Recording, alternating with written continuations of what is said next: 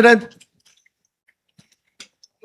Antonio Trillanes and some NBI operatives are still at the library, Mr. President. May I move that the Sergeant at Arms remove these people from the vicinity of the Senate? Kaya ang nagkuha sa NBI na harangin ako dito. So Bakit natin hayaan siya nandito siya? with that clarification, Inassault na tayo dito sa ating opisina. Tapos walang mangyari. Palisin lang natin. We have to arrest them.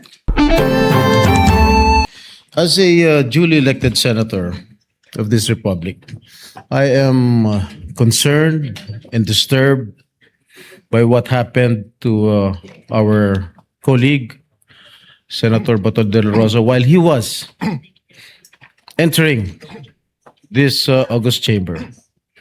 And when he entered this August chamber, according to him, he was wrestled by some members of the National Bureau of Investigation. How can we allow other people to wrestle or even not to let him or preventing him to enter this August chamber? Ano ang ginagawa ng Sergeant at Arms? Bakit nila pinapayagan ito na gawin ito sa isang senador? Isang halal na senador.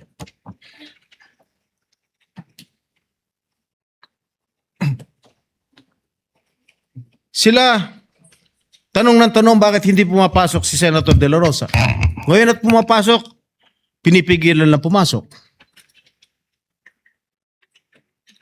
I am so concerned. Kahit siguro miyembro ng majority, minority, basta inabuso ng kahit sino naman ng isang halal na senador, pagtatanggol ko rin. Ngayon, gusto ko lang po malaman kung bakit hinaharas ang pagpasok ni Senator De La Rosa dito sa kapulungan na ito. May I know the answer? Maybe we can suspend the rules and ask the Sergeant at Arms what really transpired when Senator De La Rosa was about to enter the Senate Hall. Well, I have reservations, Mr. President, because it has never been done in the Senate. We have not suspended the rules while in plenary just to talk to the Sergeant at Arms. We can do it after the adjournment. Why don't we do it the usual way, which is let's adjourn and then conduct a hearing of the Senate and ask the Sergeant at Arms. Well, two reasons, former Mr. President.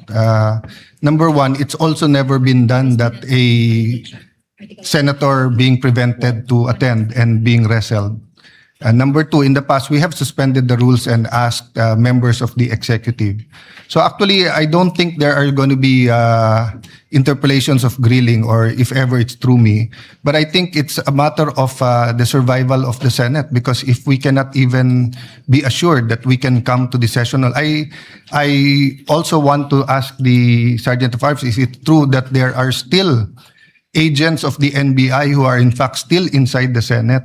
And what is their business here, being here? Yes, that is with the... your... go ahead. Go ahead. I'm Senator. sorry, sir. No, Senator Bato was just raising his hand. I was about to say, I don't think it was the Sergeant at Arms who was preventing Senator De La Rosa. It was some elements from Yes. another agency, not the Sergeant at I Arms. agree, Mr. President. That's why my statement is we will allow him to give a report based on the CCTV that he has examined as our... With your permission, Senator Soto, can we recognize Senator Bato? Yeah, sure. Before acting on your reservation. Right. Yeah, Thank thank you, Mr. President. As of now, Mr. President, Antonio Trillanes and some NBI operatives are still at the library, Mr. President. May I move that the Sergeant at Arms remove these people from the vicinity of the Senate? Dear colleagues, Senator Trillanes, as a former member of the Senate, is welcome in the Senate and will of course be given due courtesy unless he has He is part of the harassment, unless Mr. he is President. part of the harassment. So Kasama niya. You gave me that Siya answer. ang nagawa sa Yes. NBI na harangin ako dito. So Bakit natin hayaan siya nandito yes, siya? with that clarification, is there any objection? Sana, bago sila paalisin, i-identify muna natin yung mga Exactly. nagharang sa akin at i-inquest natin. Y- Yes. Kapailan natin ang kaso. Bago sila paalisin dito lahat. Dahil para tayong king queen dito. Yes. Inassault na tayo dito sa ating opisina. Tapos walang mangyari. Paalisin lang natin. No, We some- have to arrest them. Yeah, let me clarify, Senator Bato. That's my point a while ago. Papaalisin yung mga walang kilalaman sa pag-assault sa'yo. Meaning, if they are in conspiracy together in trying to prevent you from attending the I session, am sure Trillanes is involved, Mr. President. then Andyan siya eh. then Kasama sila. my suggestion is to consult with the legal and to bring them for inquest. Yan ang ating Bravo Balita. Salamat sa panonood. Follow at subscribe at like na po kayo sa aming Facebook, YouTube at TikTok channel.